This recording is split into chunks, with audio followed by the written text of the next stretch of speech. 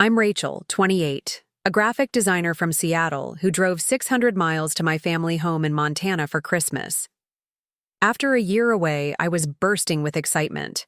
My car packed with thoughtfully wrapped gifts and homemade gingerbread cookies from my grandmother's recipe. Despite the tension that had been growing between my mom and me over the years, I hoped this Christmas would bridge our differences. I never imagined that instead of a warm welcome, I'd hear my own mother tell me I didn't belong in my family anymore. Before I share my story, where are you watching from? Hit that like button and subscribe if you've ever felt like an outsider in your own family during the holidays, and let me know in the comments if you've experienced a similar heartbreaking moment with someone you love. Growing up in rural Montana shaped every aspect of my early life. Our small town of Pine Ridge had just over 2,000 people, where everyone knew everyone's business and traditions were sacred. My childhood home sat on the edge of town with a view of the mountains that seemed both breathtaking and suffocating at the same time. My parents raised me and my younger sister Katie with strict rules and even stricter expectations. Dad worked at the local lumber mill while Mom taught second grade. At the only elementary school in town, Sundays were for church, appearance was everything, and questions about the status quo were discouraged. I was always the odd one out. While Katie embraced our town's traditional values, I dreamed of skyscrapers and art galleries. I sketched, constantly, transforming the margins of my school books into elaborate designs that earned me both praise from teachers and concerned looks from my mother. "Rachel, dear, drawing is a nice hobby, but it's not a real career," she would say whenever I mentioned studying art. "People from Pine Ridge stay in Pine Ridge. We build real lives here." But I didn't listen. When I received a partial scholarship to the University of Washington for graphic design, I packed my beat-up Honda Civic and drove west without looking back. Seattle embraced me in ways Pine Ridge never could. The city's vibrant energy, diverse perspectives, and artistic community felt like oxygen after years of holding my breath. College expanded more than just my creative skills. I discovered political views that horrified my family during holiday phone calls. I made friends from different backgrounds and religions. I started dating people my parents would never approve of. With each semester, the distance between Seattle, Rachel, and Montana, Rachel grew wider. After graduation, I landed a job at Pixel Perfect, a boutique design agency specializing in branding for sustainable businesses. Within 3 years, I was leading projects for major clients and had my work featured in design magazines. My apartment in Capitol Hill became my sanctuary, filled with thrifted furniture, local art, and houseplants that thrived under my care. I dyed my hair with a subtle purple ombre, got a small geometric tattoo on my wrist, and built a wardrobe that expressed my personality rather than blending in. Each change seemed insignificant to me, but catastrophic to my mother. Our phone calls became shorter and more strained. During my infrequent visits home, Mom would make pointed comments about my city appearance and ask when I was going through this phase and coming back to Montana. Dad tried to mediate, but he was caught between his love for me and his loyalty to Mom. Last Christmas, I skipped the trip home entirely, claiming a deadline for a major project. In truth, I couldn't face another holiday of passive-aggressive comments and disappointed sighs. Instead, I spent December 25th with friends, drinking mulled wine and exchanging silly gifts in my apartment. It was fun, but as my friends left, to call their own families, a hollow feeling settled in my chest. That emptiness persisted throughout the year. I started calling Dad weekly, rebuilding our connection through conversations about neutral topics: his garden, my houseplants, the weather. Mom rarely joined these calls, but occasionally I'd hear her voice in the background, asking who he was talking to with such animation. When November arrived, I made my decision. I would drive home for Christmas this year, despite the anxiety churning in my stomach. I requested 2 weeks off work, saved extra money for gifts, and planned a peace offering of sorts. I would bake Mom's favorite Christmas cookies from Grandma's recipe and bring photo albums of my life in Seattle to share with the family. I spent hours selecting perfect gifts. a handcrafted leather wallet for Dad from a local artisan, a cashmere scarf for Mom in her favorite shade of blue, and vintage vinyl records for Katie, who had recently started collecting them. I even packed appropriate clothes, jeans without rips, sweaters without slogans, and headbands to cover my purple-tinged hair. As December approached, I alternated between hope and dread. Maybe this Christmas would be different. Maybe Mom would finally see me as an adult with valid choices rather than a wayward child. Maybe we could find common ground again. With these thoughts circling in my mind, I prepared for the 600-mile journey home. The morning of December 22nd arrived with a gentle snowfall over Seattle. I woke before dawn, double-checking my packing list and loading the last items into my car. The streets were quiet as I pulled away from my apartment building. Christmas, lights twinkling in windows like tiny beacons of hope. Interstate 90 stretched before me, a ribbon of asphalt cutting through Washington state. The familiar landmarks slipped by. Snoqualmie Pass with its ski resorts, the Columbia River glittering in the winter sun, the rolling hills of eastern Washington gradually flattening into farmland. Each mile marker brought a mixture of nostalgia and apprehension. "You can do this," I told myself, gripping the steering wheel tighter. "It's just 10 days. 10 days to rebuild bridges." The first challenge came at the Idaho border when heavy snow reduced visibility to near zero. I white-knuckled through mountain passes, my windshield wipers fighting a losing battle against the flurries. A state trooper had stopped traffic ahead, checking for chains and warning drivers about conditions. "Heading home for Christmas?" he asked, peering into my window. "Yes, to Montana," I replied, trying to sound confident despite my frayed nerves. "Drive safe. Family's worth it," he said with a nod before waving me through. His words echoed in my mind as I navigated the treacherous roads. Was family worth this? Worth the anxiety knotting my stomach? Worth the inevitable criticism? I didn't have an answer, but I kept driving anyway. Near Coeur d'Alene, I stopped at a diner I remembered from childhood trips. The interior was exactly as I recalled. Red vinyl booths, the scent of coffee and bacon, waitresses who called everyone honey. I ordered a slice of huckleberry pie, Mom's favorite, and felt a pang of longing for simpler times when sharing dessert with her didn't come with emotional baggage. The waitress refilled my coffee with a practiced pour. "Long way from home?" she asked, noticing my Seattle parking permit. "Actually, heading home," I said. "To Montana for Christmas." She smiled. "Nothing like going home for the holidays. My kids are flying in tomorrow from Chicago and Phoenix." "Do they change much living in the city?" I asked, fishing for some understanding. "Lord, yes.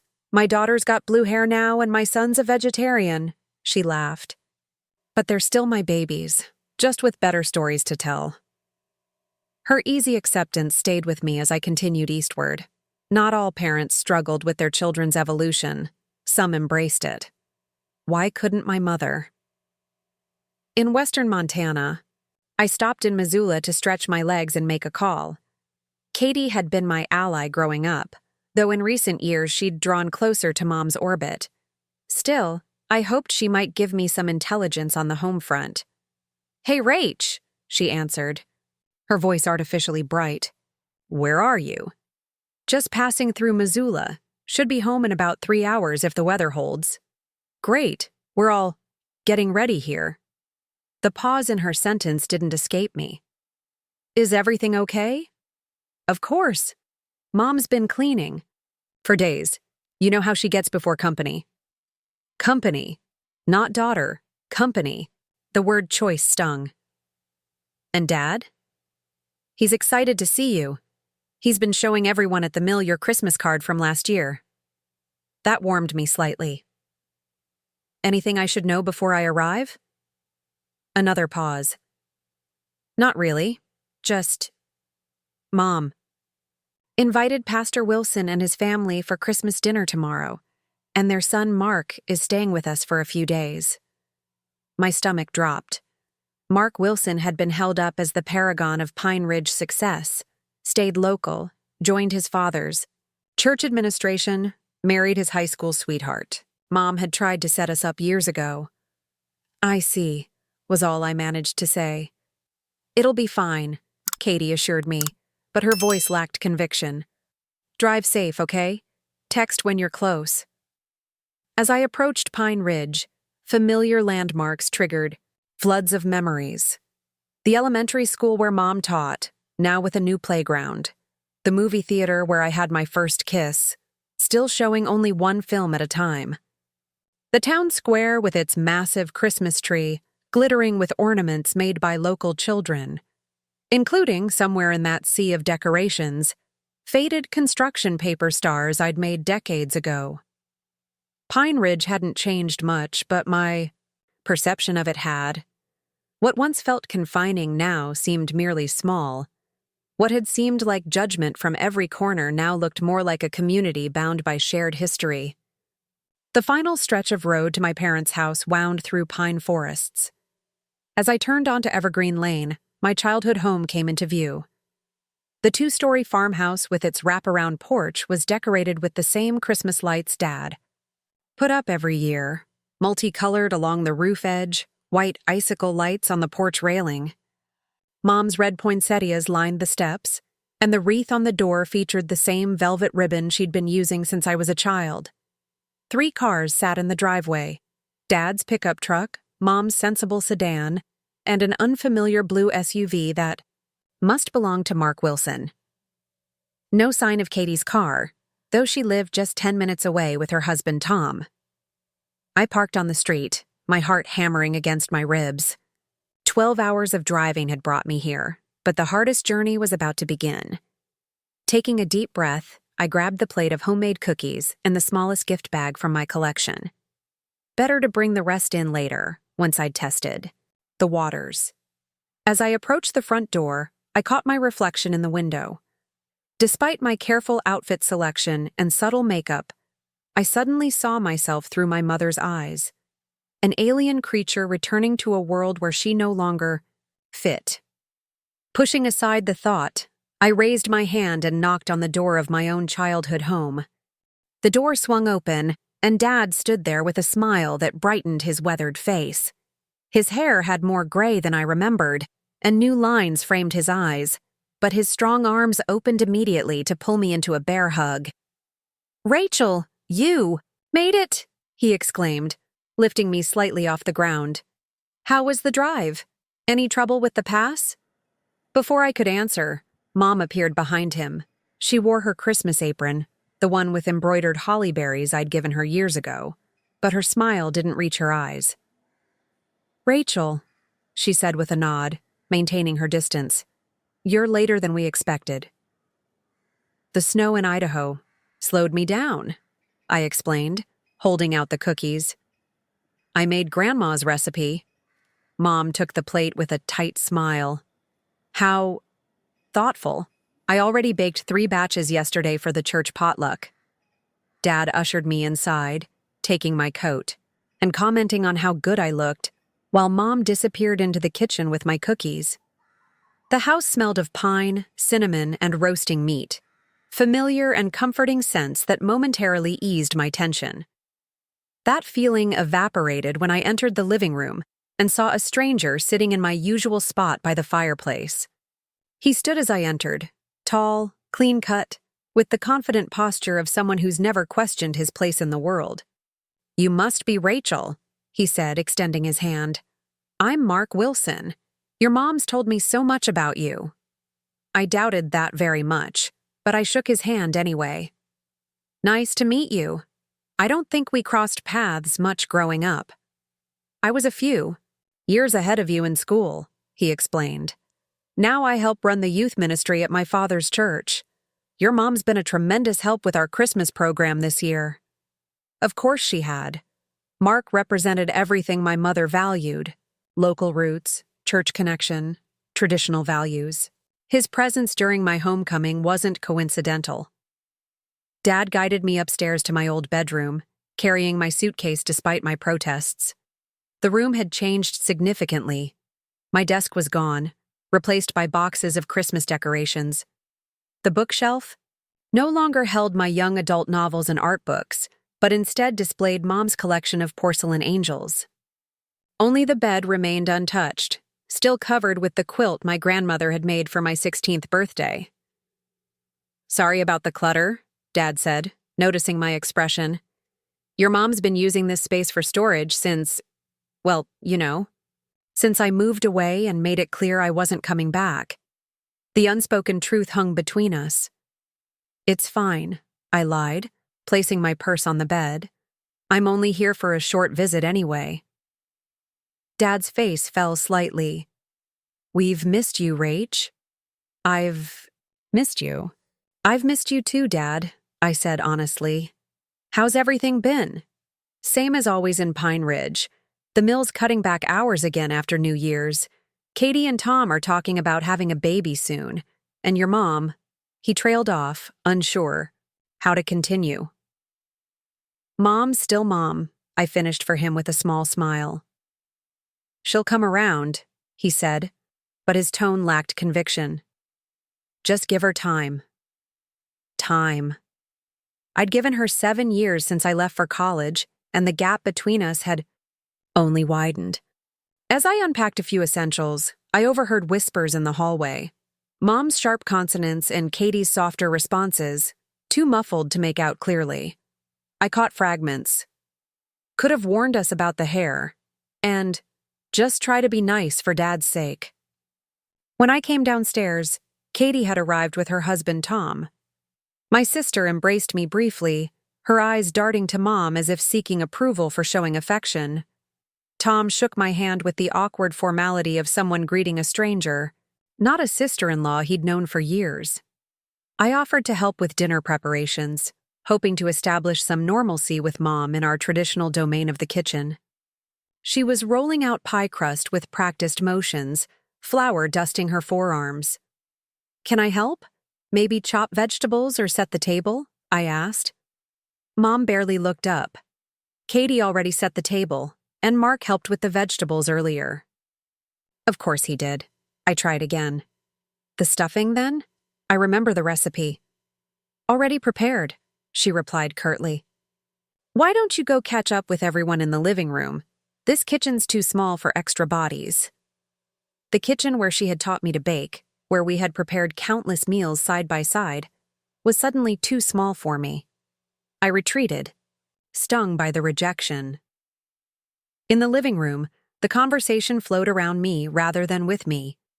Katie discussed local gossip about people I barely remembered. Dad and Tom talked about hunting season. Mark shared church anecdotes that everyone but me seemed to find hilarious. I sat perched on the edge of an uncomfortable chair, added late to the circle, feeling like an anthropologist observing a foreign culture. During a lull, I tried engaging. "Seattle's been having an unusually cold winter this year. Must be nice to worry about a little cold rather than real snow," Mom commented as she entered with a tray of appetizers. "Some people have to deal with actual winter weather." The subtle dig silenced me. Even the weather wasn't neutral territory. Dinner continued the pattern of subtle exclusion. The table was set with the good china usually reserved for special occasions, but my place setting used the everyday plates. Family photos lined the mantel and walls, but I noticed most were from Katie's wedding or recent Christmases I'd missed. In the few that included me, I was much younger, before college, before Seattle, before I became someone my mother couldn't recognize. Most telling was a new family portrait prominently displayed on the wall. Mom, Dad, Katie, and Tom, all wearing coordinating outfits and perfect smiles. It must have been taken last Christmas when I had chosen to stay in Seattle. I had been replaced in the family narrative, erased from its visual history. As we ate, Mom asked Mark detailed questions about his life and work, beaming with approval at his answers. She asked Katie about church committee meetings and local friends. She asked Tom about his promotion at the bank. When she finally turned to me, her question was telling. "So when do you think you'll get tired of the city life, Rachel?" Not, "How is your work?" or tell us about your life. The only question worth asking, in her mind, was when I would admit my mistake and return to the fold. I'm not planning to leave Seattle, Mom, I answered carefully. My career is there. My life is there. A job isn't a life, she replied. Family is what matters in the end. Dad quickly changed the subject, asking about my drive and road conditions. But the damage was done. The first evening of my homecoming had made one thing clear. I was a visitor here, not family. An outsider looking in at a world that had continued without me, perhaps even preferred it that way. As I helped clear the table, a task Mom reluctantly allowed me to assist with, I wondered if I had made a terrible mistake driving those 600 miles. Perhaps some distances weren't meant to be bridged by merely showing up. The next morning, I woke to the sound of laughter and clattering dishes downstairs. Checking my phone, I saw it was already past 8, later than I'd planned to sleep. But the exhaustion from yesterday's drive had caught up with me. I quickly, dressed in a conservative sweater and jeans, applied minimal makeup, and headed downstairs. The scene in the kitchen stopped me in the doorway. Mom was teaching Mark how to flip pancakes on the griddle, standing closer than necessary with a hand guiding his wrist. Katie and Tom sat at the table, already eating. Dad was pouring coffee for everyone. They looked like a Norman Rockwell painting of the perfect family breakfast. "Good morning," I said, forcing brightness into my voice. Dad immediately came over with a mug of coffee prepared exactly how I liked it, with almond milk, which he must have purchased specially for my visit. "Morning, sleepyhead. Hungry?" Before I could answer, Mom spoke without looking at me. "We started breakfast an hour ago. There's cereal in the pantry if you want something." The pancakes sizzling on the griddle apparently weren't meant for me. "Thanks, Dad," I said, taking the coffee and ignoring Mom's comment. "What's everyone doing today?" Katie answered, "We're heading to the Christmas market downtown, then the candle lighting service at church tonight." "Sounds fun," I said, perking. What time should I be ready to go?" An uncomfortable silence fell. Mom and Katie exchanged glances. "Well," Mom finally said, "we only have 5 seats in the car with Mark coming along, and you know parking downtown is impossible this time of year. Plus, I promised Mrs. Henderson you'd help her wrap gifts for the Children's Hospital drive this afternoon?" I didn't know Mrs. Henderson well. She was Mom's friend from the church quilting circle, and this was the first I'd heard about any gift-wrapping commitment. "You made plans for me without asking?" I couldn't keep the hurt from my voice. "I thought you'd want to contribute to the community while you're here," Mom replied with a martyred sigh. "But if you're too busy—" "No, it's fine," I said quickly, not wanting to appear selfish. "I'm happy to help." Dad looked uncomfortable. "Maybe we could take 2 cars?" "Don't be silly, John," Mom cut in. "That's wasteful. Rachel can join us for other activities. Pastor Wilson is expecting all of us at the service tonight." The day unfolded with a series of similar exclusions. When I finished my cereal and returned to my room to get a book, I discovered Mom had entered while I was downstairs and tidied up, which meant she'd repacked some of my clothes that she deemed inappropriate, including a sweater with a small rainbow pin. Later, when I offered to help decorate Christmas cookies, Mom informed me that she and Katie had a specific system for the church donation batch. "You can decorate these extras if you'd like," she said, pushing a plate of misshapen cookies toward me. The strangest moment came when I went looking for the box of childhood Christmas ornaments I'd made over the years. Each December growing up, we'd unpack them ceremoniously, Mom carefully unwrapping each popsicle stick creation and construction paper star, as if they were priceless artifacts. "Where are my old ornaments?" I asked, noticing their absence on the tree. "The salt dough handprint from 2nd grade? The clothespin reindeer?" Mom became suddenly interested in adjusting a string of lights. "We had to downsize some decorations last year. The tree was getting too cluttered." But later, I discovered the truth while looking for extra wrapping paper in the garage. There, In a box labeled Goodwill were my childhood ornaments, school, art projects, and even some awards I'd won in high school art competitions. Mom had literally discarded pieces of my history from the family narrative. I stood in the cold garage, holding a clay ornament I'd made in 4th grade, a lopsided star with my small handprint pressed into it, and felt a physical pain in my chest. She hadn't just stored these memories away, she'd marked them for removal, as unwanted as I apparently was. The afternoon with Mrs. Henderson was actually a small reprieve. The elderly woman seemed genuinely pleased to have help wrapping gifts and asked thoughtful questions about my life in Seattle without judgment. "It sounds like you've built a wonderful life for yourself," she said, surprising me with her sincerity. "Your mother doesn't talk much about your accomplishments, but I always thought you were destined for bigger things than Pine Ridge could offer." When I returned home, I found Katie alone in the living room, scrolling through her phone. I took the rare opportunity to connect with my sister without Mom's hovering presence. "Katie, what's going on?" I asked directly. "It feels like I'm being systematically excluded from everything." She looked up, guilt flickering across her face. "It's not personal, Rach. It feels extremely personal." Katie sighed, setting down her phone. "You have to understand. When you left, it changed everything. Mom took it as a rejection of her, of us, of everything she values.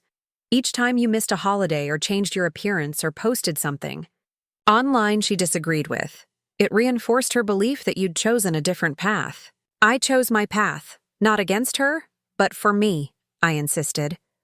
"That's not how she sees it," Katie replied. "And honestly, it's been easier for me to just go along with things. I live here. I see them every day.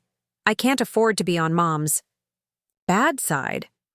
Before I could respond, the front door opened, and Katie immediately changed the subject to something trivial about a neighbor's Christmas lights. Our moment of potential connection evaporated. The church service that evening was an exercise in public performance. Mom introduced me to everyone as my daughter who's visiting from Seattle, with an emphasis that made it clear I was merely passing through, not truly part of the community anymore. Pastor Wilson's sermon about the prodigal son seemed pointed, with several glances in my direction during key passages about wayward children. Mark sat between Mom and Katie in the pew, with Dad beside Mom and me on the end, physically positioned at the margin of the family unit. During the candle lighting, Mark was given the honor of lighting our family's candle first, a role that had traditionally been mine as the oldest child. The most revealing moment came during the fellowship hour after the service. I overheard Mom talking to her friend Barbara while I stood nearby, partially hidden by a Christmas tree. "It must be wonderful having both daughters home for Christmas," Barbara said. Mom's response chilled me. "It's an adjustment. Rachel's more like having a house guest these days. She's become so different. Not the daughter I raised. Sometimes I look at her and wonder where my little girl went." "Children change," Barbara offered kindly. "My son went through a phase in college with that dreadful beard and those political ideas." "This isn't a phase," Mom replied firmly. "She's chosen a completely different life. It's like having a stranger in the house." A stranger. After 28 years as her daughter, I had been reclassified as a stranger simply because I'd built a life that made me happy, but didn't match her blueprint. That night, I lay awake in my partially converted bedroom, surrounded by boxes of decorations that had replaced my belongings, and realized that Mom had been preparing for my permanent absence long before I'd driven those 600 miles to come home. Christmas Eve dawned bright and cold, sunlight reflecting off the snow-covered landscape with almost painful brilliance. Despite the sleepless night, I was determined to make one final effort to salvage something from this visit. I dressed in the red sweater Mom had always said brought out the warmth in my complexion, and went downstairs early to help with breakfast. The kitchen was empty, giving me the chance I needed. I quickly began preparing my grandmother's special Christmas morning: French toast, a family tradition that Mom had seemingly forgotten in her determination to exclude me. By the time she came downstairs, the cinnamon-infused scent filled the house, and I had set the table with the Christmas plates I'd found in the back of the cupboard. Mom paused in the doorway, momentarily thrown by finding me in her domain. "What are you doing?" "Making Grandma's French toast," I said lightly, flipping a perfectly golden slice. "I thought it would be nice to have it for Christmas Eve breakfast like we used to." A complicated series of emotions crossed her face: surprise, nostalgia, and then, most painfully, resentment that I had taken this initiative. "I was planning to make pancakes again. Mark really enjoyed them yesterday." "There's room in the morning for both," I suggested. "French toast first, pancakes for anyone. Still hungry?" Dad entered, his face lighting up at the familiar smell. "Is that your grandmother's recipe? Rachel, you remembered!" His delight seemed to further irritate Mom, who busied herself making coffee with sharp, efficient movements. When the others came down, the reaction was divided along predictable lines.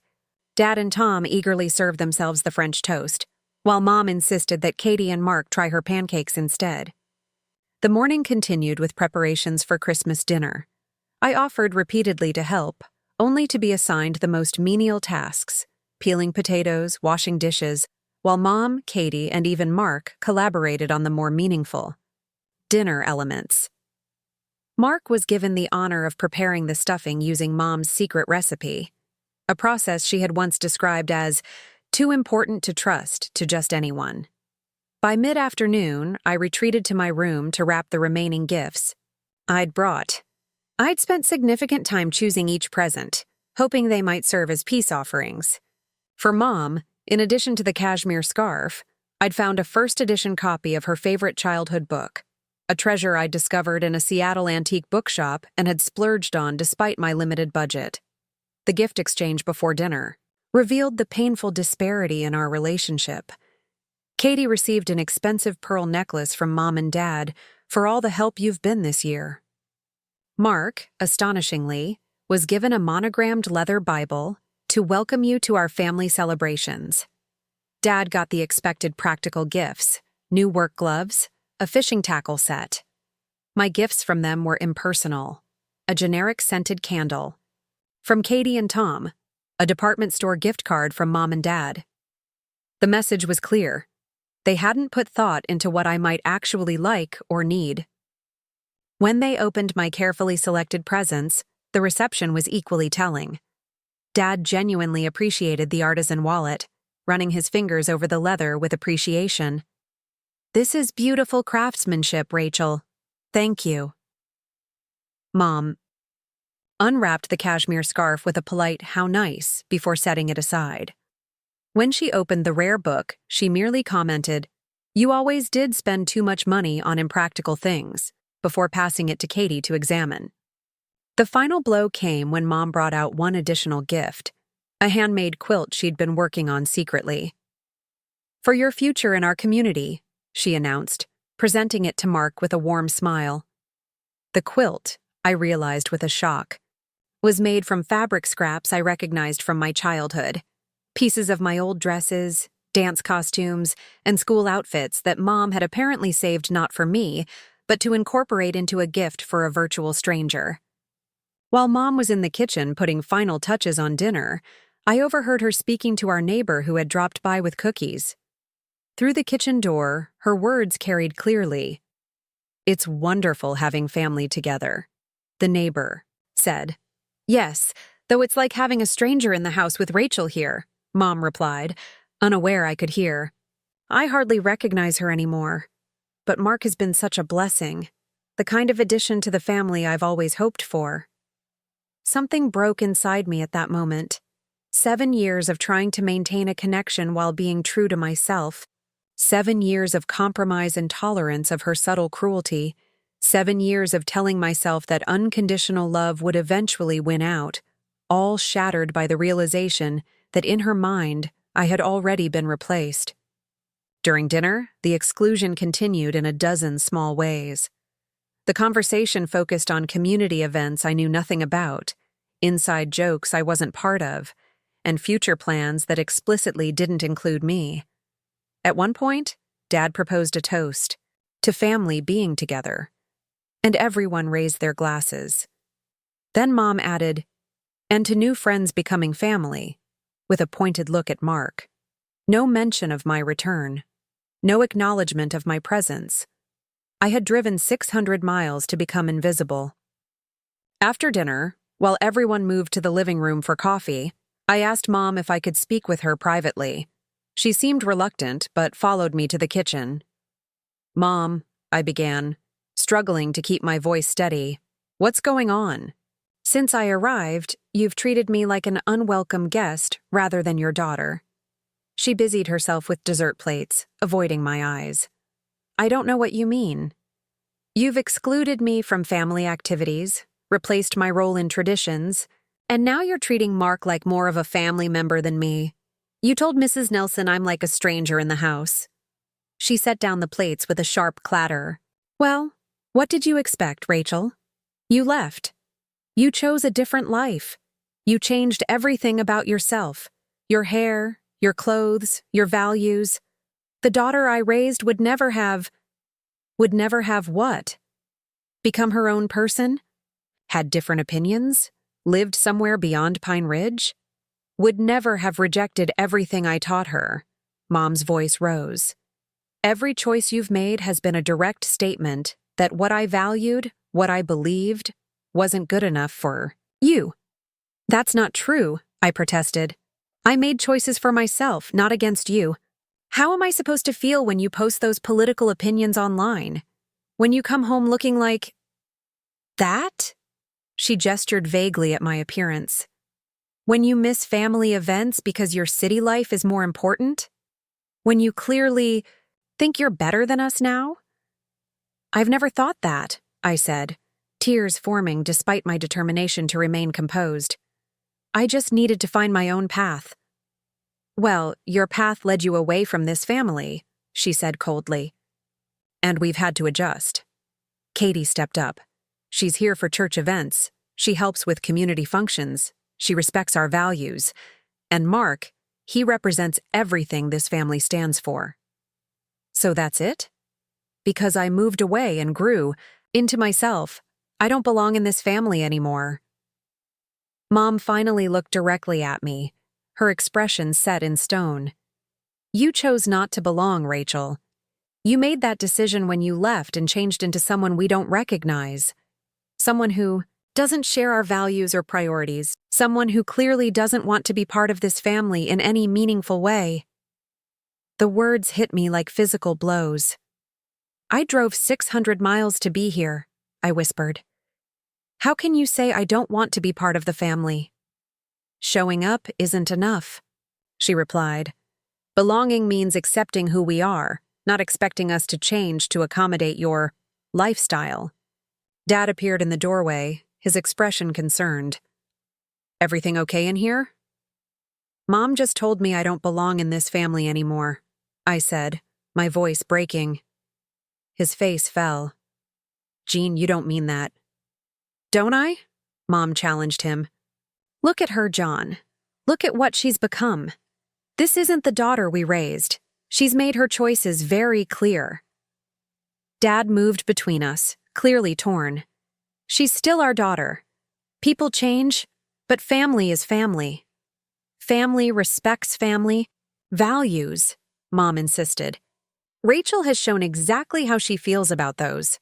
I looked at my father, hoping for more support, but saw his characteristic conflict avoidance taking over. He wanted peace more than justice, harmony more than truth. He loved me, but he lived with Mom, and that reality shaped his response. "Maybe everyone needs to calm down," he suggested weakly. "It's Christmas Eve." "Yes," Mom agreed, suddenly composed. "We shouldn't keep our guests waiting. Guests, not family, guests." And in that moment, I realized I had my answer. I was no longer considered family in my mother's eyes. I had been reclassified, demoted to the status of visitor in my childhood home. I turned and walked upstairs, each step feeling like I was moving through deep water, heavy and slow. Behind me, I heard Dad's muffled voice asking Mom what had happened, and her sharp response: "She needs to accept reality. She doesn't fit here anymore." The truth was devastating precisely because it contained a kernel of accuracy. I didn't fit in Pine Ridge anymore. I had outgrown its boundaries. But in my mother's world, that growth wasn't seen as natural development, but as willful betrayal. And for that unforgivable crime of becoming myself, I had been exiled from my family's heart. Back in my room, no, not my room anymore, just a storage space where I was temporarily sleeping, I began packing my suitcase with shaking hands. Tears blurred my vision as I stuffed clothes into the bag, not caring about wrinkles or organization. All I wanted was to escape, to get back in my car and drive those 600 miles back to Seattle, where at least I knew who I was and where I stood. As I packed, memories flooded back with painful clarity. Mom controlling what I wore to school, insisting certain colors were too flashy for a proper young lady. Mom monitoring my friendships, steering me away from the wrong sort of classmates. Mom dismissing my art as a waste of time that could be better spent on practical skills. The constant corrections, the subtle undermining, the conditional approval that always hinged on conformity to her expectations. How had I not seen it before? This wasn't new behavior. My mother hadn't changed. She had simply escalated her usual tactics now that I had fully stepped outside her control. The realization didn't lessen the pain, but it helped me understand that this wasn't my failure. I hadn't done something wrong by becoming myself. A soft knock interrupted my thoughts. I quickly wiped my eyes, expecting Dad with a half-hearted attempt at peacemaking. Instead, Katie stood in the doorway, her expression troubled. "You're packing," she observed quietly. "Seems like the best option for everyone," I replied, continuing to fold a sweater with too much focus. "Mom's made it pretty clear I'm not welcome." Katie entered and closed the door behind her. "I'm sorry, Rachel. I should have warned you how bad it had gotten." "Would it have made a difference? I'd still have come." "I know." She sat on the edge of the bed. "That's what Mom doesn't understand.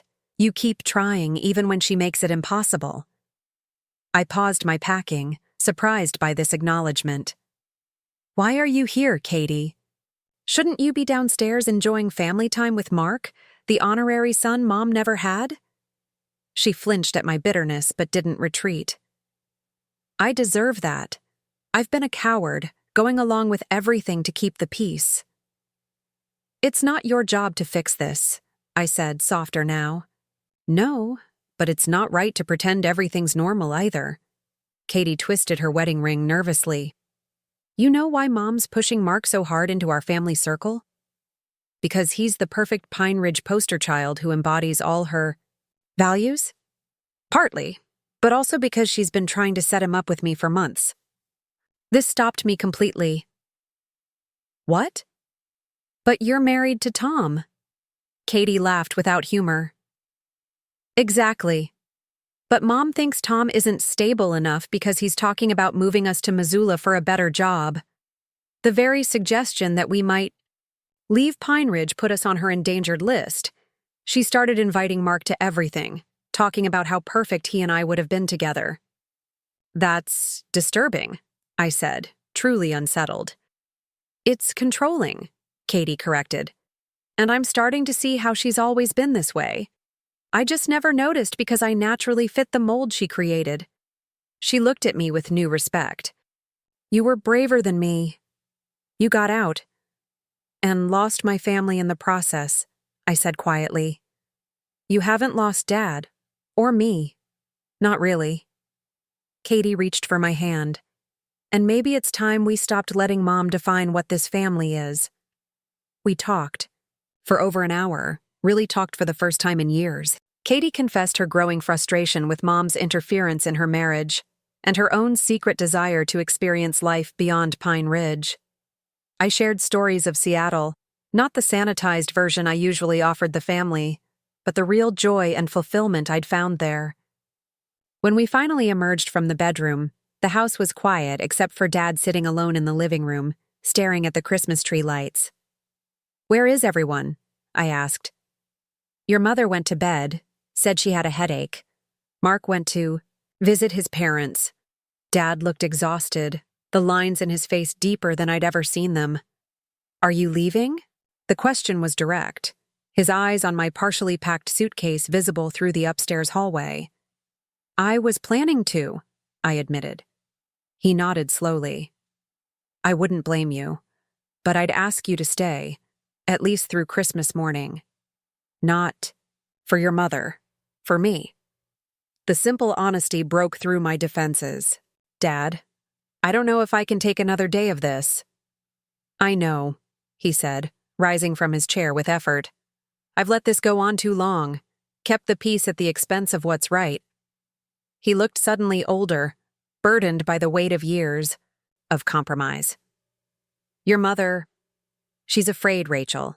Afraid of change, afraid of losing control, afraid of a world that doesn't match the one she grew up in. It doesn't excuse how she's treated you, but maybe it helps explain it." "Being afraid doesn't give her the right to reject me," I said.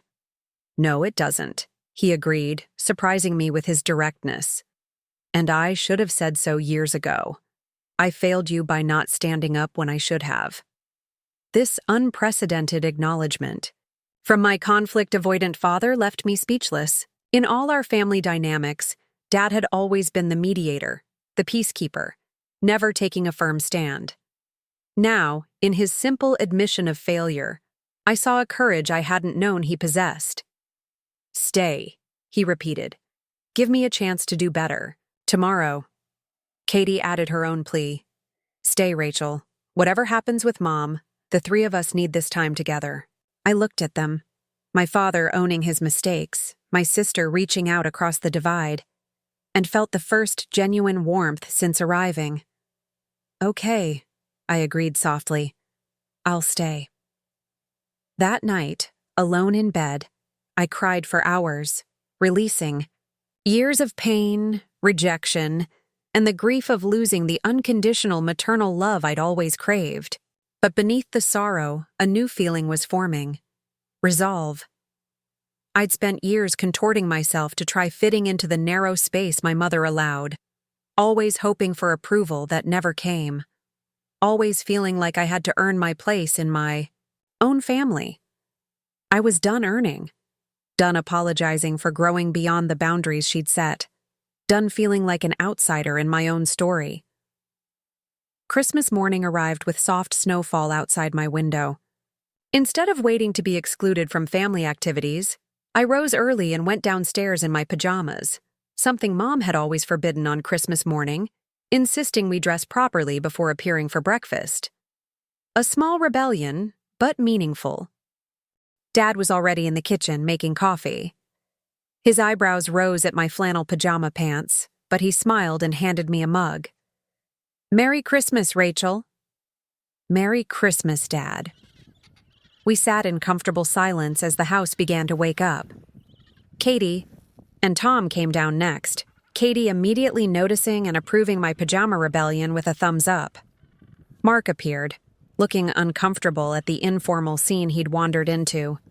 And finally, Mom descended, fully dressed and perfectly groomed as always, her disapproving gaze taking in my inappropriate attire. Before she could comment, I spoke clearly.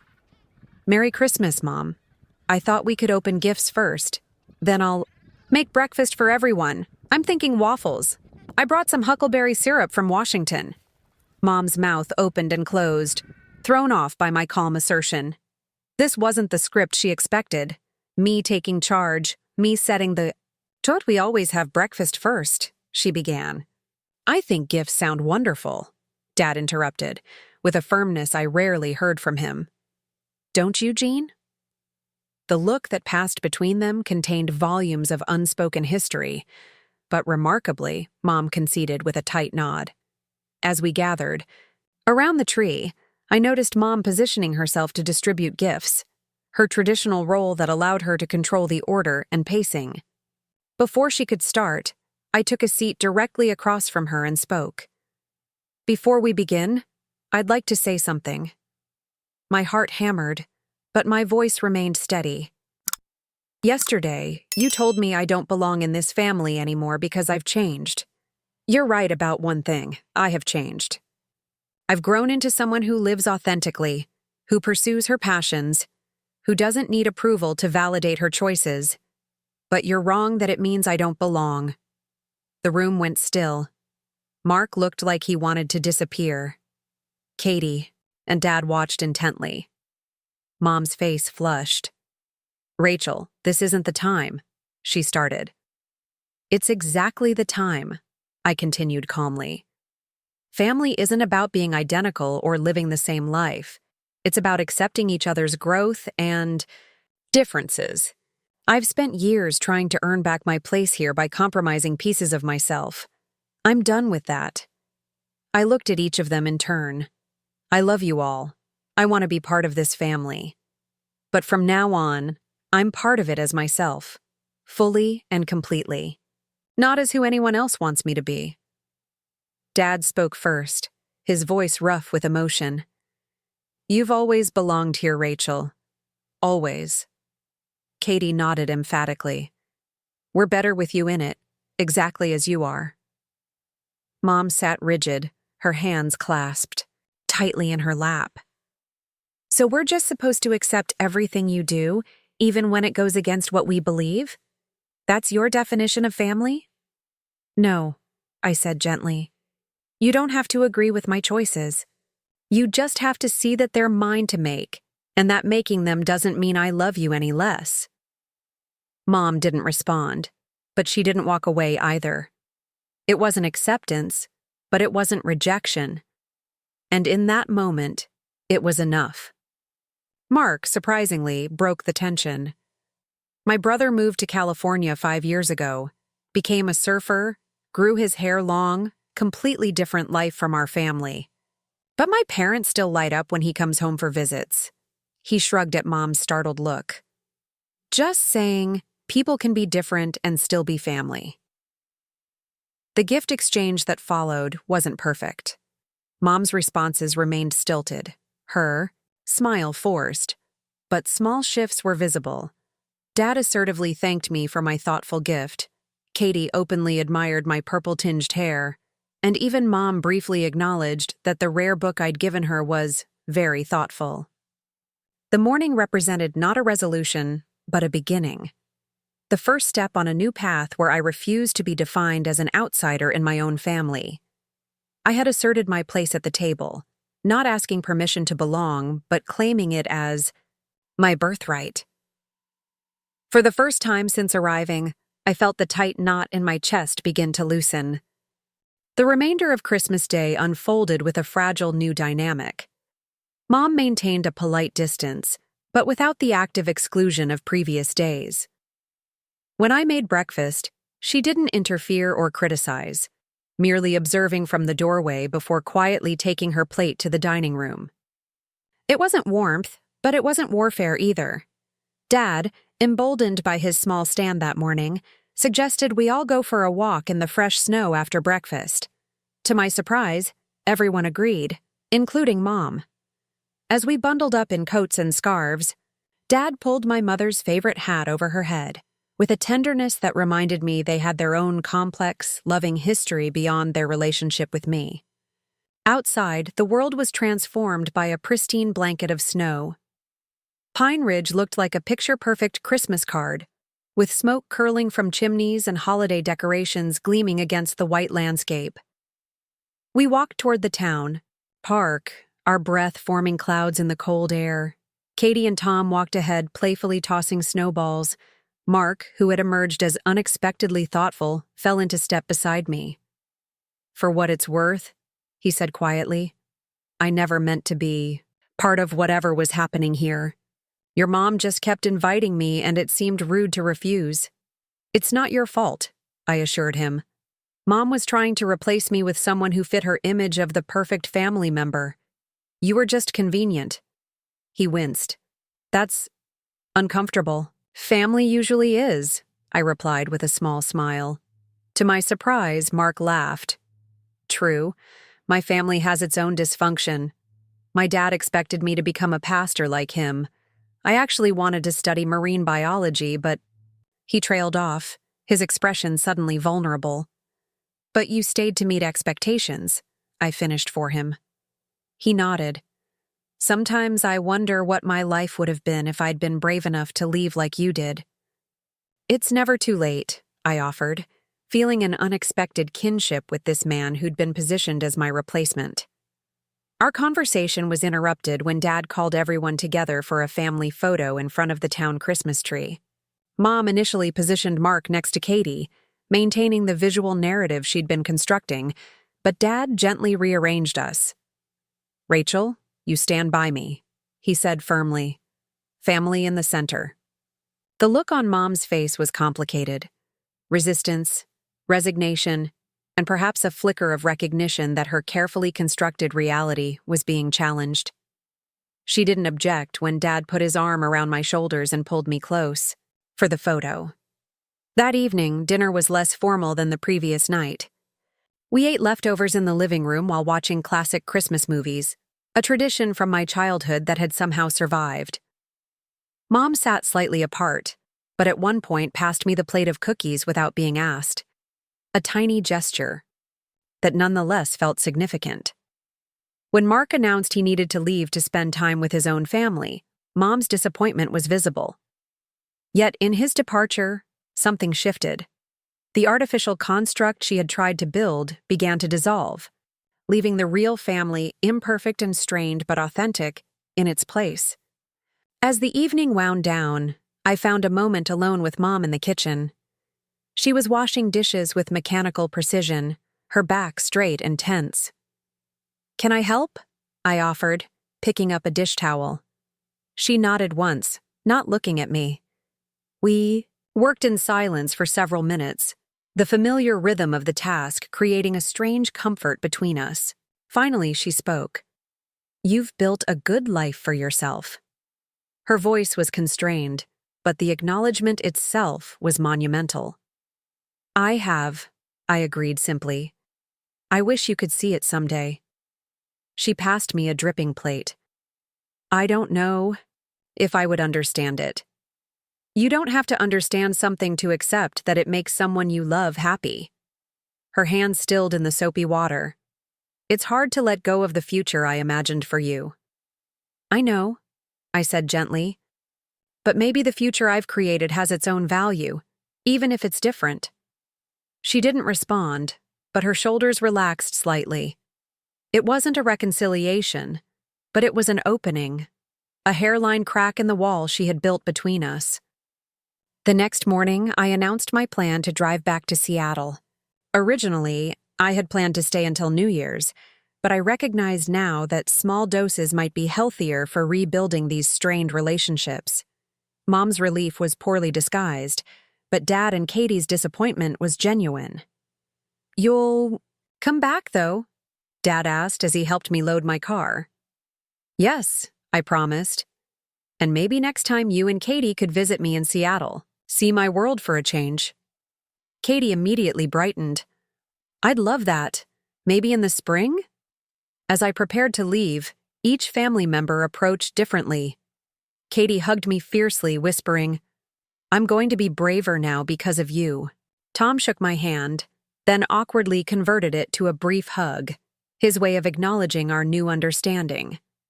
Dad held me longest, his strong arms conveying what words couldn't: pride, regret, love.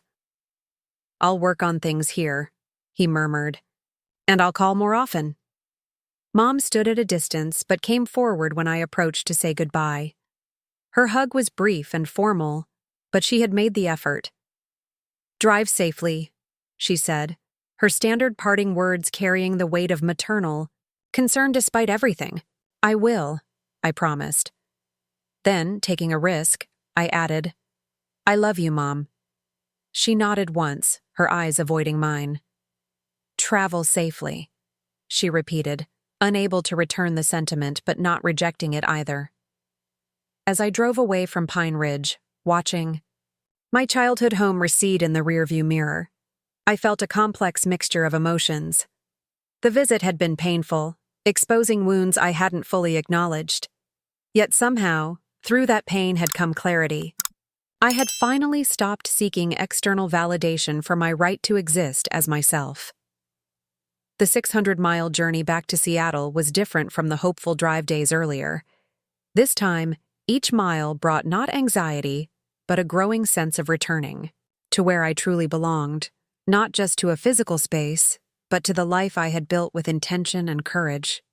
When I finally reached my apartment building, I sat in my car for a moment, looking up at the windows glowing with my neighbors' lights. This building of diverse people living their authentic lives, this city that embraced difference, this community I had chosen, this was home now. Inside my apartment, I was struck by how differently I saw it.